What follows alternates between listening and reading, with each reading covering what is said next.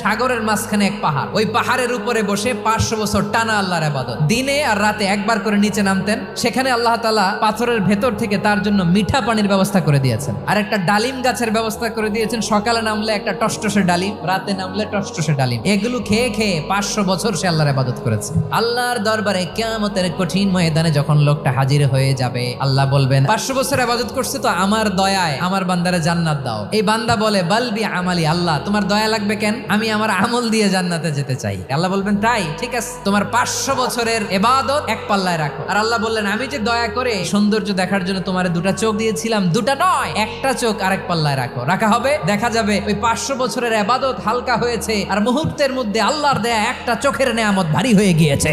ফলাফল দেখো, হিসাব বলে তুমি এখন জাহান্নামে যাবা, যাও এবার জাহান্নামে যাও। এবার লোকটা কাচুমাচু করে বলে আল্লাহ এবার আমি বুঝতে পেরেছি তোমার দয়া ছাড়া দুনিয়ায় কেউ জান্নাতে যেতে পারবে না।